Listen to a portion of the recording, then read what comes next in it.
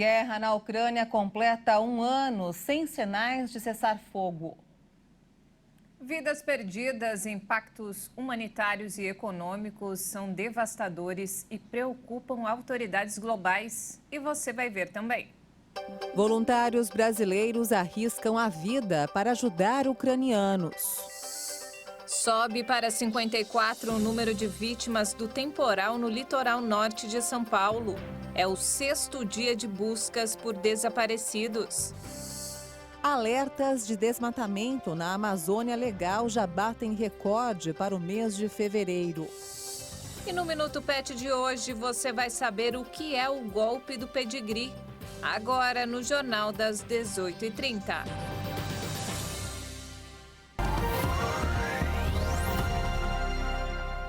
Olá, boa noite. São 18 horas e 33 minutos pelo horário de Brasília. Boa noite. Você acompanha agora as principais notícias do Brasil e do mundo desta sexta-feira.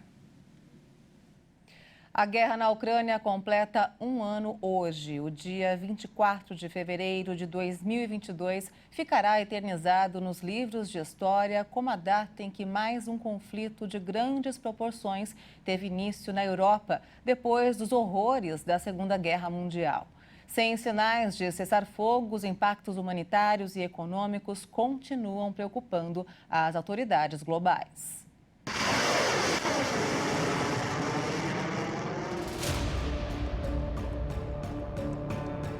Ataques russos por terra, ar e mar marcaram o início da guerra na Ucrânia na madrugada de 24 de fevereiro de 2022. Moscou ordenou o início dos ataques para retirar Volodymyr Zelensky da presidência e tomar a capital Kiev. Uma superpotência econômica e bélica contra um país com menor capacidade financeira e militar. Os sinais eram de uma guerra rápida e arrasadora. Mas a OTAN, a União Europeia e os Estados Unidos se mobilizaram e equilibraram o conflito com armas, dinheiro e ajuda humanitária. As forças ucranianas impediram uma vitória rápida no início de 2022. E o conflito, que Moscou chama de Operação Militar Especial, tornou-se uma guerra de trincheiras no leste e no sul do país. Um ano de uma nova guerra no velho continente. E a situação continua indefinida, mas com graves consequências. Oficiais militares ocidentais estimam baixas em ambos os lados em mais de 100 mil mortos ou feridos. Dezenas de milhares de civis também morreram, enquanto outros milhões fugiram da ameaça de combates. Além de um número incontável de inocentes que tentam sobreviver em cidades ucranianas, reduzidas a escombros e ainda sem energia elétrica, água potável nem gás para os aquecedores. E o conflito não se limitou ao leste europeu. Um mundo que ainda travava uma batalha intensa contra a Covid-19 quando a guerra começou, sofreu mais um impacto econômico que se refletiu no mercado de commodities e trouxe um aumento global da inflação, fazendo com que os preços dos combustíveis e alimentos disparassem. Com os líderes de ambos os países não dando sinais de recuar, as perspectivas de um fim dos combates a qualquer momento parecem sombrias. E diante desse triste cenário, nossa equipe de reportagem conversou com 2 voluntários brasileiros que arriscam a vida no conflito. Um deles fala de dentro de um hospital onde está internado há 5 meses. Armata!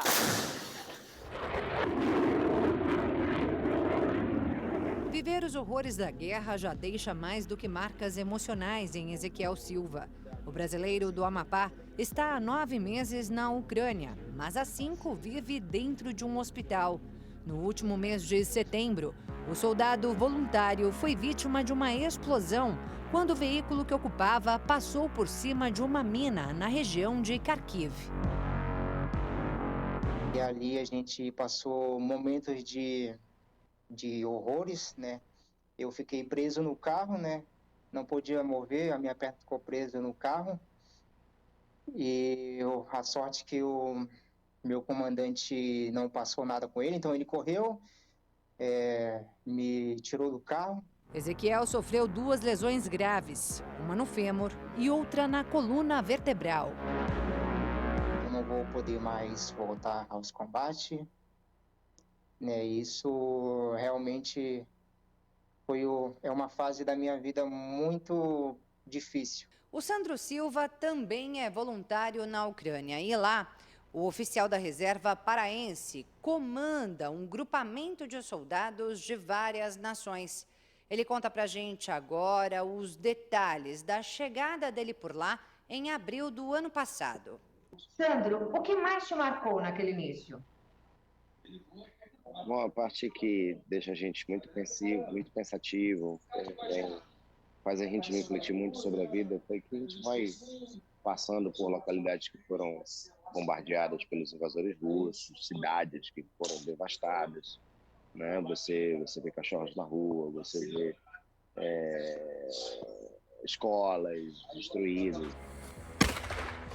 O cientista político internacional Marcelo Suano avalia a situação atual da guerra. Essa guerra ela não tem previsão de se encerrar muito rapidamente. Há uns dados que precisam ser trazidos rapidamente à tona para a gente entender qual é a lógica. Chegou-se a um impasse. E esse impasse foi construído de uma maneira que na Rússia não vai ceder terreno e a Ucrânia não quer de forma alguma que haja um processo de pacificação que não seja pela recuperação total dos seus territórios. Muito dificilmente nós vamos chegar a um encerramento muito rápido. Várias pessoas cometeram o erro de achar que a guerra teria sido resolvida em 4, 5 dias. Eu, inclusive, fui um deles, no início, mas agora a situação mudou. O comandante Sandro Silva diz que a Ucrânia já é vitoriosa. Costumo dizer que o exército ucraniano hoje é o melhor exército do mundo.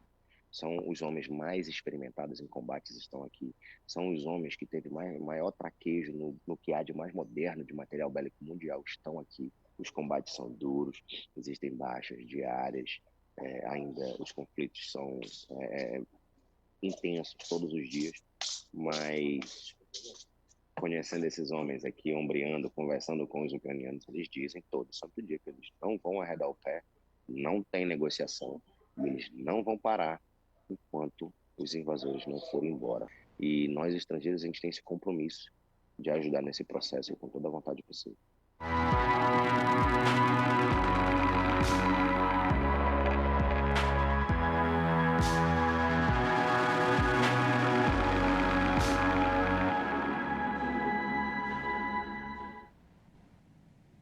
A Assembleia Geral da ONU aprovou ontem uma resolução que pediu a retirada imediata dos soldados russos da Ucrânia.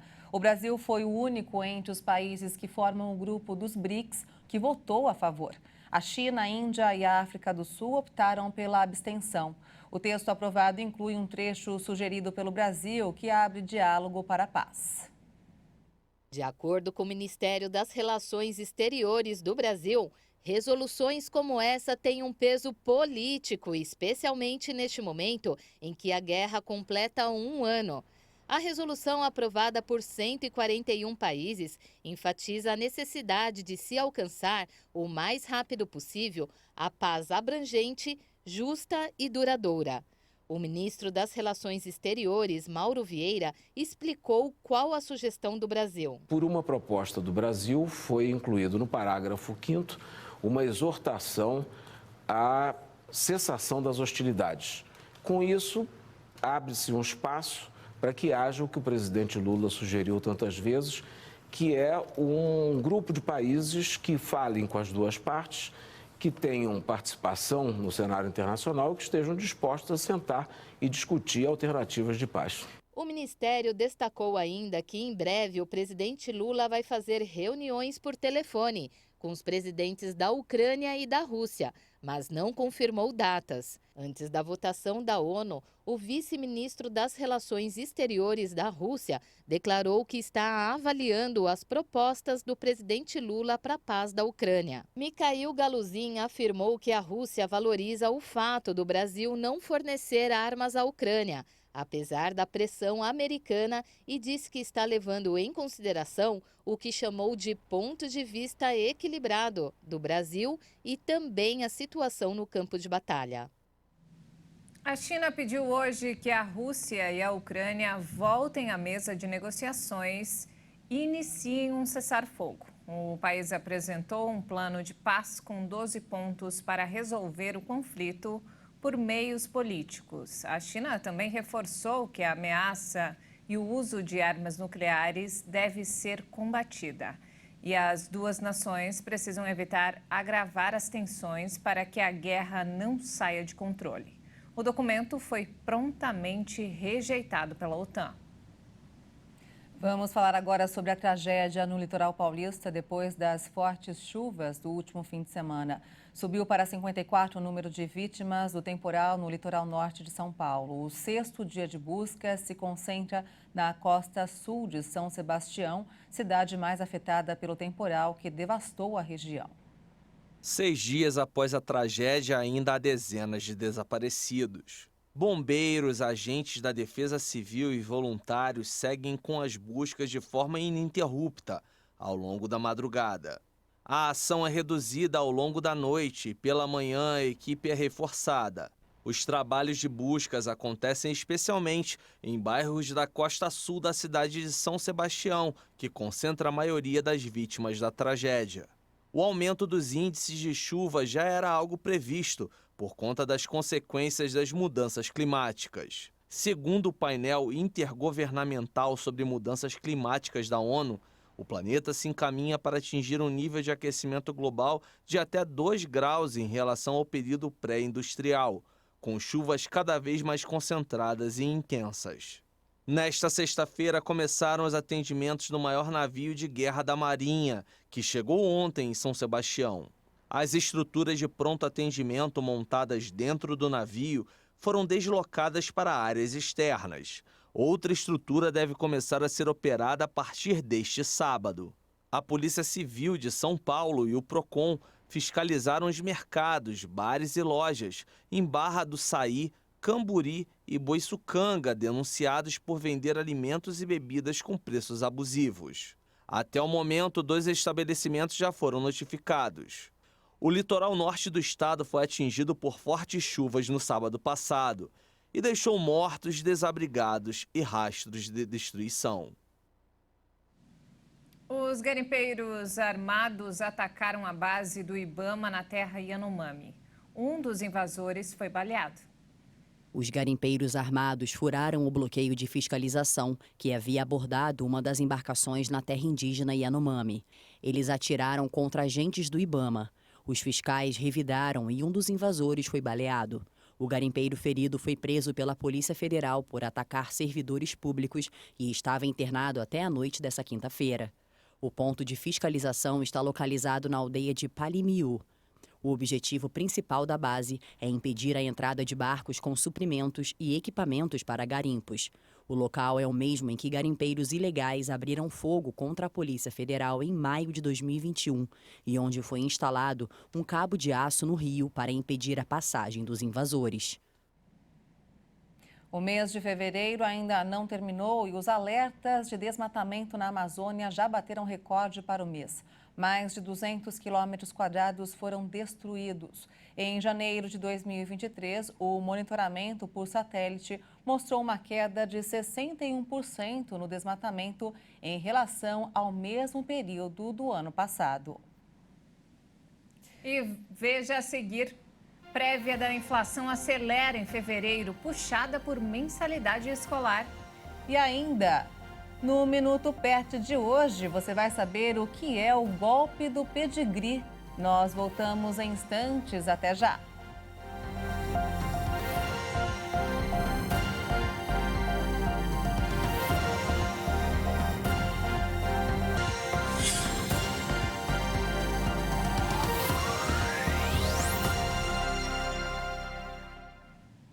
Estamos de volta, 18 horas e 48 minutos, pelo horário de Brasília. E vamos agora direto ao Rio de Janeiro com informações desta sexta-feira com o nosso repórter Anderson Nascimento. Boa noite, Anderson.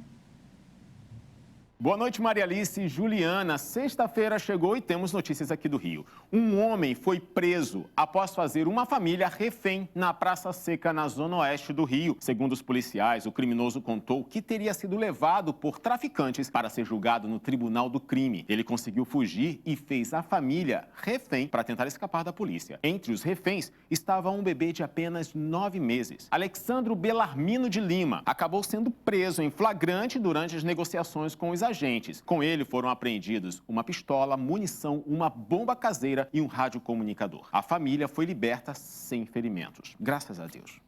E um falso massagista foi preso suspeito de abusar sexualmente das clientes. Matheus Calaino Ciranca foi preso após o atendimento de 2 vítimas. Elas estranharam o modo como foram atendidas e procuraram a polícia. De acordo com as investigações, o suspeito entrava em contato com as influenciadoras digitais pelas mídias sociais e oferecia o serviço em troca de divulgação. Segundo a polícia, Matheus já tinha sido preso pelo mesmo crime em 2021. A Polícia Civil investiga agora a possibilidade de outras mulheres também terem sido vítimas do crime. Passageiros que utilizam as barcas no trajeto Paquetá-Praça 15 reclamam do serviço prestado pela concessionária CCR. Segundo os usuários, a CCR teria colocado embarcações menores, que não comportam fluxo diário de passageiros. Nesta semana, durante o embarque na estação Paquetá, houve confusão na parte da manhã. O tumulto começou quando as catracas foram bloqueadas por atingir o limite de passageiros. Cerca de 40 pessoas invadiram a estação e houve bate-boca entre os usuários e seguranças do local. Em nota, a CCR Barcas informou que a capacidade da barca é de 500 passageiros e que elas são utilizadas de acordo com a disponibilidade operacional. Bom, eu fico por aqui. Segunda-feira eu volto com mais notícias do Rio e desejo a todos um ótimo fim de semana.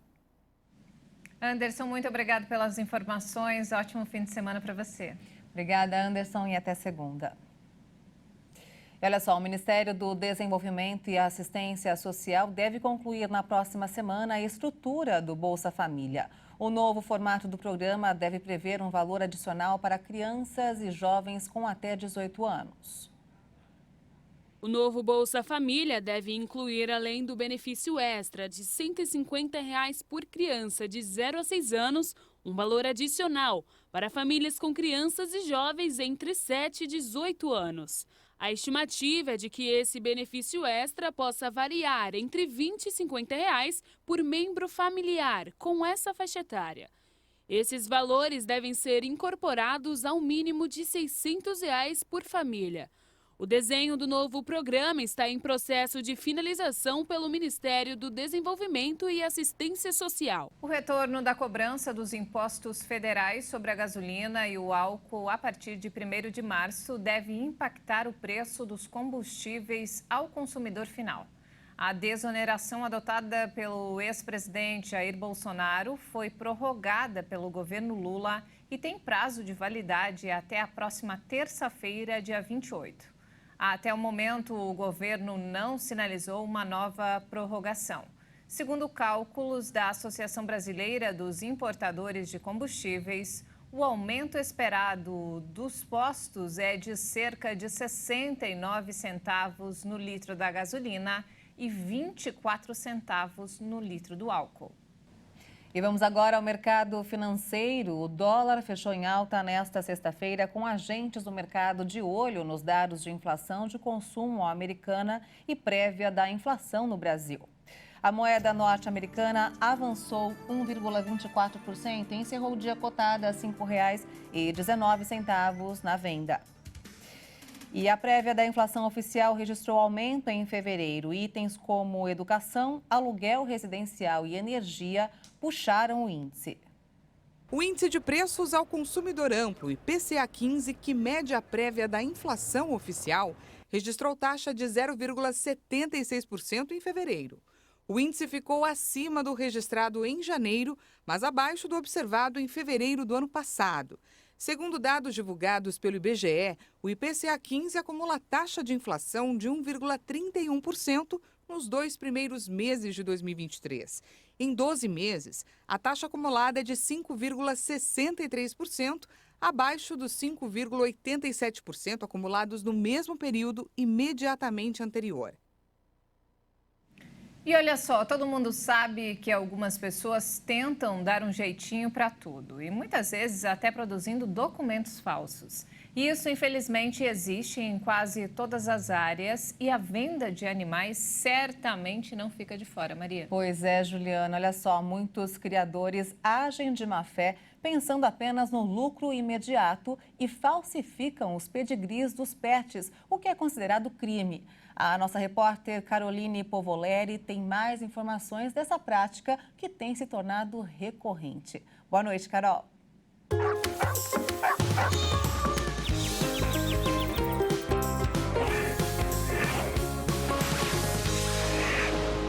Boa noite, Juliana e Maria Alice. Vocês sabiam que existem mais de 300 raças de cães catalogadas por todo o mundo? É isso mesmo. Se você que nos assiste e, assim como eu, tem um pet em casa, em algum momento você deve ter sido questionado: qual é a raça dele? O famoso pedigree ou registro geral é um certificado de origem do animal emitido apenas por instituições reconhecidas de estudo e criação de cães, como a Confederação Brasileira de Sinofilia, a CBKC, e que deve ser exigido pelas pessoas que optam por comprar seu pet. Como o crescimento dos casos do golpe do pedigree, eu conversei com o presidente do Kennel Club de São Paulo, Sr. Mauro Atala, que explicou para que serve e como é feito o processo cadastral pelos canis idôneos. Acompanhe. O golpe ele se dá quando está se fazendo uma transação com preços totalmente fora de mercado. Oferece um cão com determinado preço e uma parcela adicional para um pedigree. Aí você já começa a desconfiar que isso não é uma criação séria. Qual que é a importância do pedigree, do cão ter esse pedigree? Pedigree, para nós, é a base de uma boa criação. Através dele, você pode analisar os ancestrais, o que os avós, bisavós produziram de útil para uma criação saudável. A pessoa responsável por determinado canil, a ninhada nasceu, ele vai registrar aquela ninhada, aquele filhotinho com vocês, certo? Certo.